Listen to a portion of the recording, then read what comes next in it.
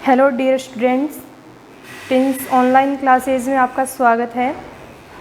मैं स्मेस्ता सारण नए वीडियो के साथ आपके सामने फिर हाजिर हूँ। लास्ट वीडियो में हमने पढ़ा था क्रिस्टल जालक के बारे में, और क्रिस्टल जालक जो है उसके टाइप्स पढ़े थे। यूनिट सेल और एकक कोशिका के बारे में पढ़ा था।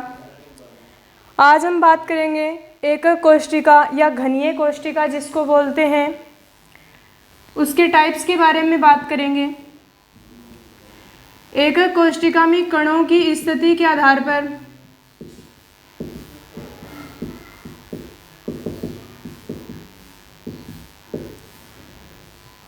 कणों की पोजीशन के आधार पर कि पार्टिकल कहाँ कहाँ प्रेजेंट है, इनको दो टाइप्स में बांटा गया है।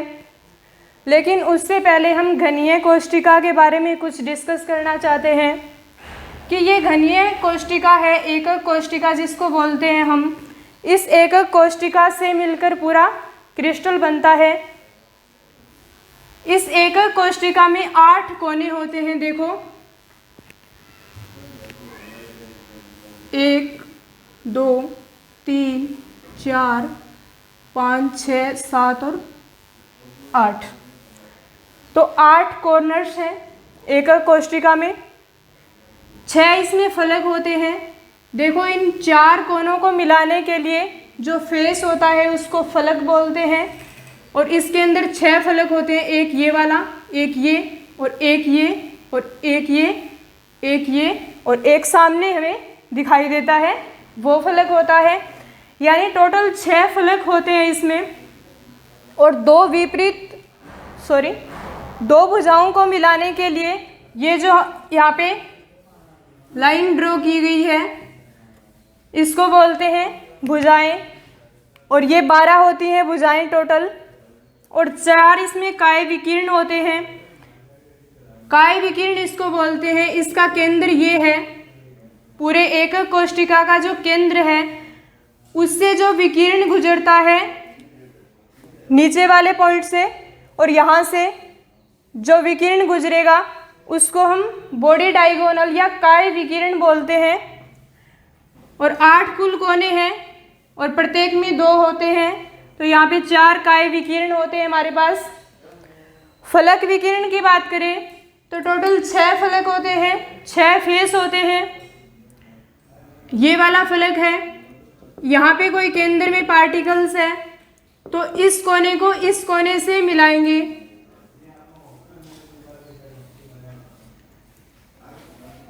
इस वाले कोने को इस कोने से मिलाएंगे तो हमारे पास फलक विकीर्ण आएगा। फेस डायगोनल आता है, और एक फलक में, एक फेस में इनकी संख्या 2 होती है, क्योंकि टोटल कॉर्नर एक फेस में 4 होते हैं। तो एक में 6, एक में 2 हैं, टोटल फलक 6 होते हैं। तो यहाँ पे फेस डायगोनल हमारे पास 12 आ जाते हैं। आगे हम बात करें एकक कोशिका के टाइप्स की, तो कणों की पोजीशन, पार्टिकल्स की पोजीशन के आधार पर 2 टाइप्स में डिवाइड किया गया है। आद्य सरल एकक कोशिका, प्रिमिटिव यूनिट सेल या primitive cubic cell. Primitive cubic cell में देखो इस प्रकार कण स्थित होते हैं। ये हमारे पास घनीय कोशिका है। इसमें पार्टिकल्स की पोजीशन हम देखें तो प्रत्येक कॉर्नर पर एक एक पार्टिकल्स प्रेजेंट होता है। देखिए इस प्रकार 8 कोनों पर या 8 कॉर्नर पर क्या है, एक एक पार्टिकल उपस्थित है। तो ये सबसे सरल आद्य एकक कोशिका का उदाहरण है। कणों की स्थिति देखें तो 8 कोनों पर एक एक कण स्थित है। बात करें बीसीसी की, ईसीसी की और एफसीसी की, तो ये तीनों ही केंद्रीय एकक कोशिका, इस एकक कोशिका का रूपांतरण है, इसी से बनी हुई है। तो इन तीनों एकक कोशिकाओं में पार्टिकल्स जो हैं कोनों पर तो होंगे ही होंगे, इनके अलावा कहाँ कहाँ पर स्थित हैं उसी के आधार पर इनका नेम दिया गया है। जैसे काय केंद्रित एकक कोशिका है, अंत्य केंद्रित और फलक केंद्रित। तो देखिए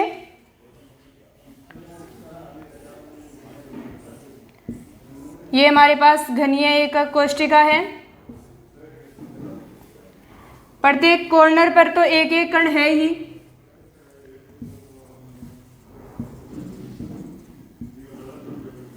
तो 8 कोणों पर एक एक पार्टिकल्स प्रेजेंट है। अब काय या केंद्र में एक कण प्रेजेंट होगा और वो इस तरह से होगा, ये वाला कण। तो काय केंद्रित एकक कोशिका में कोणों के अलावा, कॉर्नर्स के अलावा कण केंद्र में भी प्रेजेंट होता है।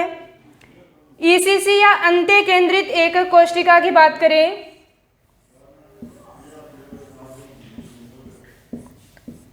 तो अंत्य केंद्रित में कॉर्नर पे वही 8 कण होंगे।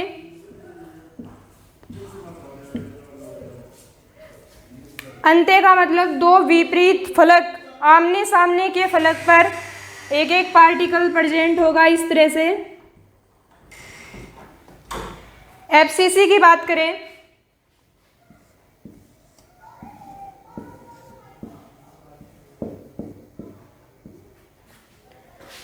तो एफसीसी के अंदर क्या होता है कि कॉर्नर्स पे तो होंगे ही पार्टिकल्स,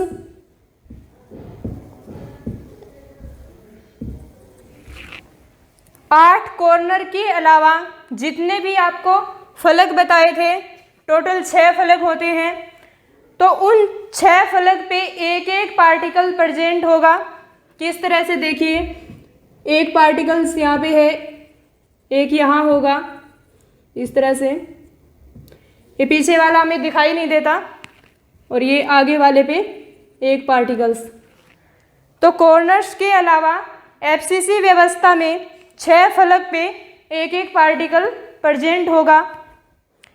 अब बात करते हैं इनमें टोटल कणों की। तो आद्य या सरल एकक कोशिका में कुल कणों की संख्या देखें, इसको आप एटम भी बोल सकते हो, परमाणुओं की संख्या।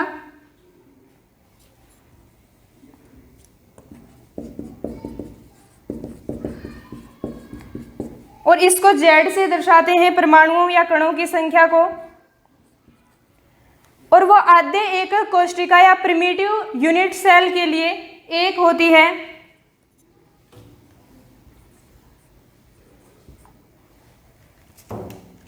और वो 1 होती कैसे है समझना।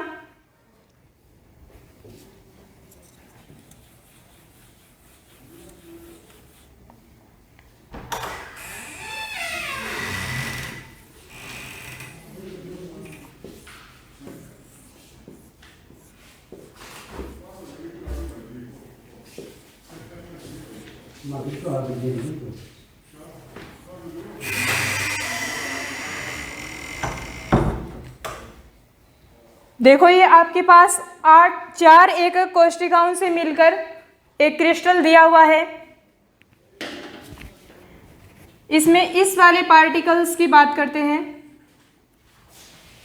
जो 4 एकक कोशिकाओं के एकदम सेंटर में है। या इसको समझने के लिए आप ये सोचो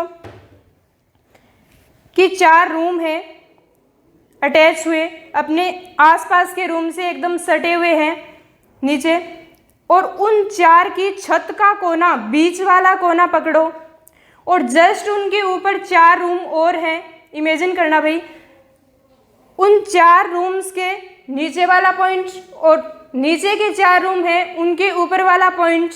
तो यानी कि उस एक पॉइंट का, उस पर्टिकुलर पॉइंट का टोटल योगदान उन 8 रूम के अंदर है।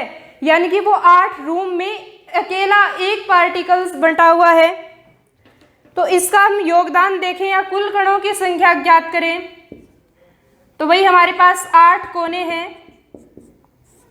और 8 कोनों का योगदान किस तरह से, एक पार्टिकल 8 में बंटा हुआ है तो उसका योगदान कितना 1/8। और टोटल कॉर्नर कितने हमारे पास 8 हैं, तो टोटल कण कितने आ जाएंगे 1।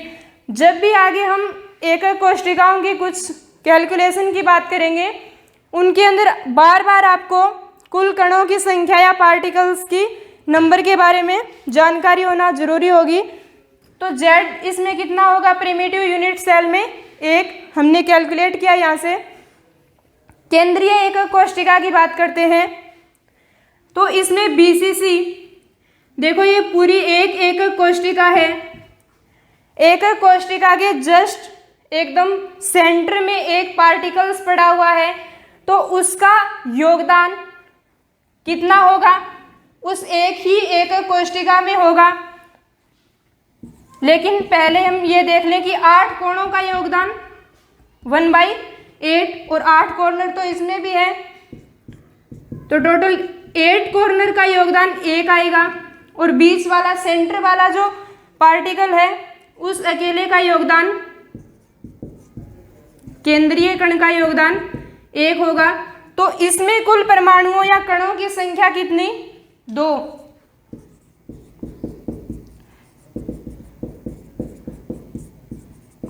इसमें टोटल 2 परमाणु होंगे। अंत्य केंद्रित एकक कोशिका, ये हमारे सिलेबस में नहीं है भाई, इसके बारे में ना ही तो कणों का जिक्र करेंगे और ना ही इसके कैलकुलेशन के बारे में जिक्र करेंगे। हम चलते हैं FCC पे।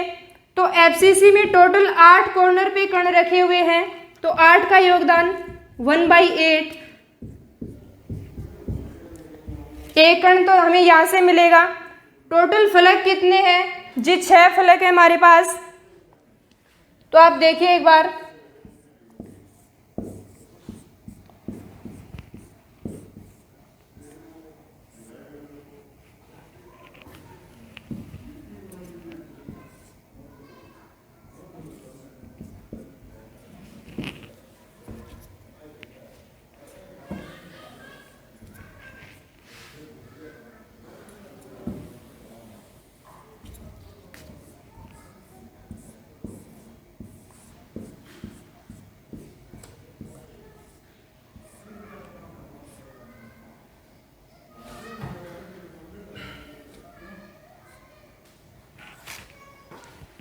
फिर कट करो एक बार।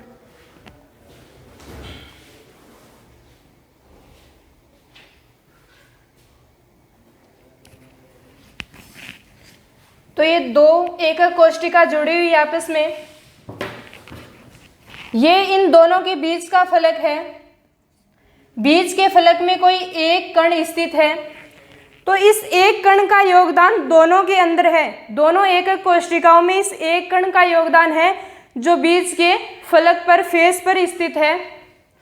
तो इसके योगदान के लिए देखें तो टोटल 6 फलक होते हैं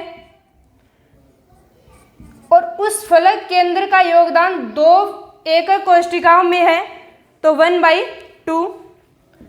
तो यहाँ से हमारे पास 3 पार्टिकल्स आएंगे, यानी कि टोटल हमारे पास 4 पार्टिकल होंगे। इनके हम आयतन की बात करेंगे तो संकुलन दक्षता ऐसे निकालते हैं,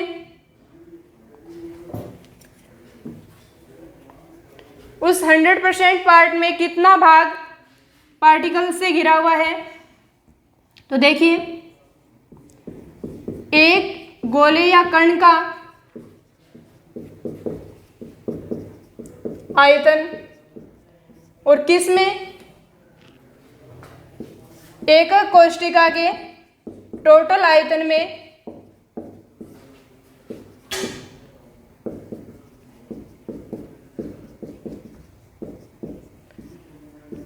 और मल्टीप्लाई इनटू 100, क्योंकि परसेंटेज में निकालना है हमें।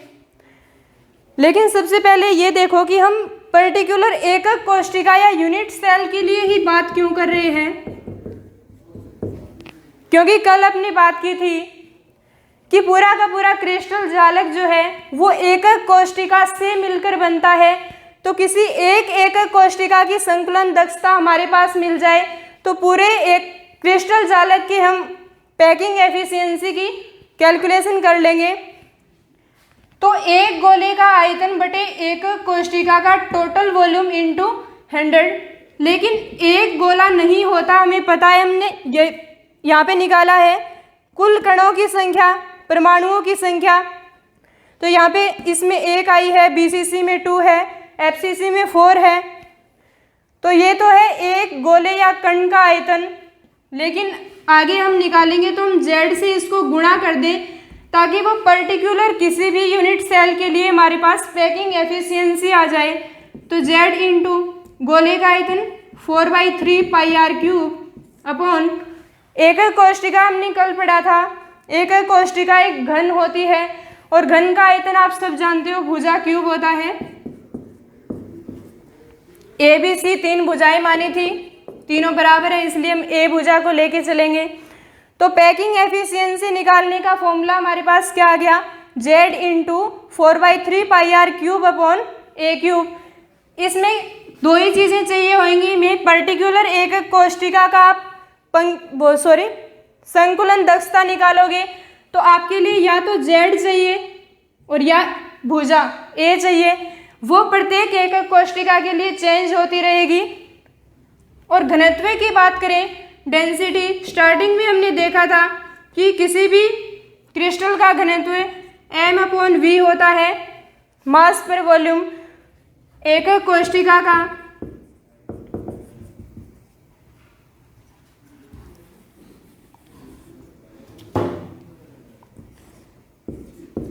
एकक कोष्टिका का